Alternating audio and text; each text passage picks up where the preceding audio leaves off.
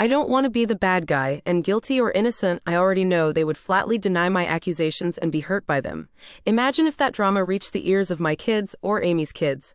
Either way, Luke continues to spend time with Amy and her children, just as her children spend time with mine.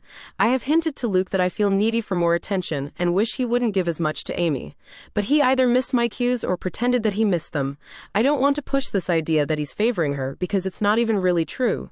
He's never neglected me for her. I can't shake the feeling that Luke and Amy have been intimate before, likely numerous times. So far as I know, Amy never really wanted to be a mother either. She wasn't opposed to it, and when each of her children came into the world, she instantly fell in love with them. But motherhood was never really a major part of her life plan or identity.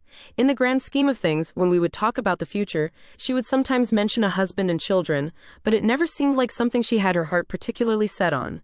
So I don't think this is a case of Luke just giving Amy children. I doubt that was the motive for the infidelity. That would have been a side effect. I've been letting this go and turning a blind eye for years. It was a dark thought in the back of my mind after Kaylee's allergy was discovered, but I dismissed it. Got worse after the twins were born. I dismissed it. Then when Amy stopped having babies, I wanted to feel reassured by that.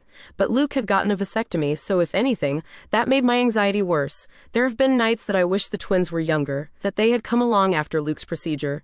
It's been twisting me into knots for a long time, but I don't want to be the one who rips our family apart, especially since technically I could be wrong. Except now I'm very afraid, because in the last few months we've had a new development in our kids' social circle. Tom, Amy's eldest, asked Sophie out.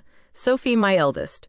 She's really blossomed over these last few years and become quite the outspoken beauty, so I'm not shocked to see she's getting male attention, but Tom asking her out had me thrown. Sophie said no, but only because I'm quite protective when it comes to her exploring dating, and she knew she'd have to ask me first. I could tell she was flattered and intrigued by his interest and wanted to say yes. She approached me to talk to me about it. Bless my girl, she did everything right. I think she expected I would see things her way and agree that she could date Tom. Much to her surprise, I very firmly said no. That caused a bit of conflict. She didn't even want to date him that badly, she just couldn't understand why she wasn't allowed to. And I couldn't explain it to her. All I could come up with was, he's too old for you, which he is, but it's not really about that.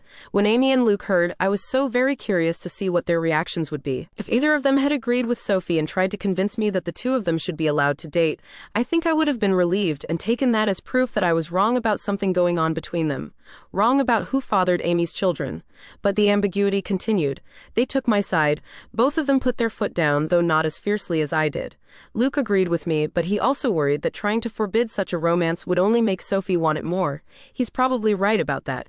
Amy seemed more apathetic to the idea.